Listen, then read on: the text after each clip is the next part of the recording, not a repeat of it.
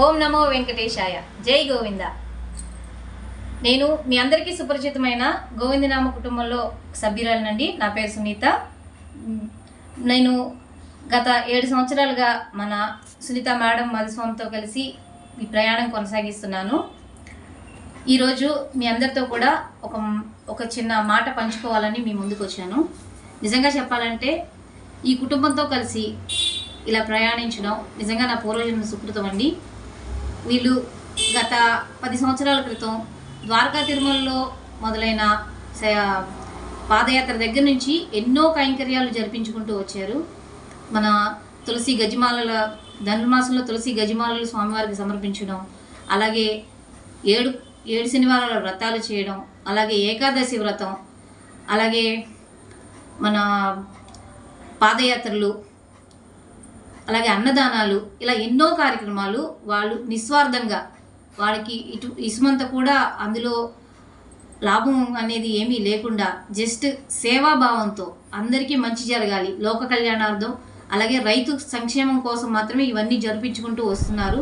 అలాగే 2 సంవత్సరాల క్రితం మన మధుస్వామి చెప్పినప్పుడు మన అయోధ్యలో స్తూప నిర్మాణం గురించి అమ్మో ఇదంతా సాధ్యమయ్యే పనేనా అనుకున్నాము.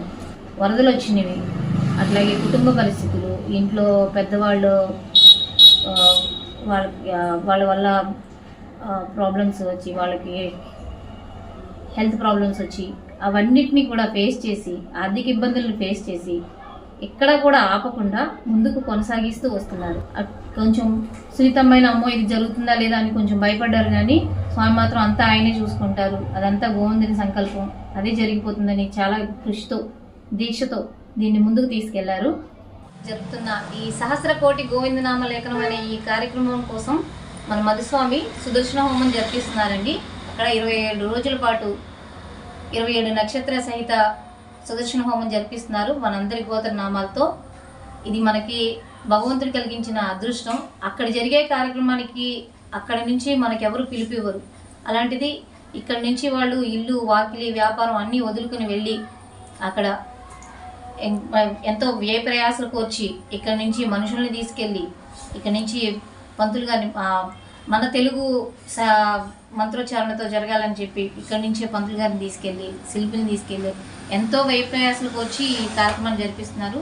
దీంట్లో గోత్రనామాలతో పూజ అనుకునే వాళ్ళకి చక్కటి అవకాశం కల్పించారు.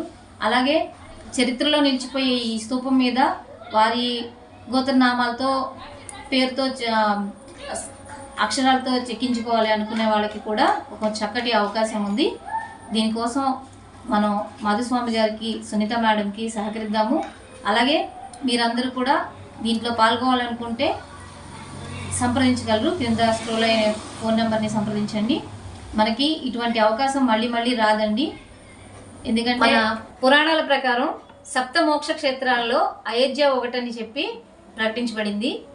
అటువంటి పుణ్యక్షేత్రంలో జరిగే దైవ కార్యక్రమాల్లో ఇసుమంతైనా సరే మనం భాగస్వాములుగా ఉంటే అది మనకి 1000 రెట్ల ఫలితాన్ని ఇస్తుందండి.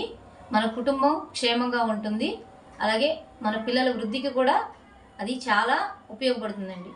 అటువంటి అవకాశాన్ని మనందరం వినియోగించుకుందాం. చేసే ఈ అన్ని కార్యక్రమాలలో కూడా సేవ చేసుకునే భాగ్యం, అటువంటి అవకాశం నాకు కల్పించినందుకు ఆ దంపతులకు నా కృతజ్ఞతలు. జై గోవింద.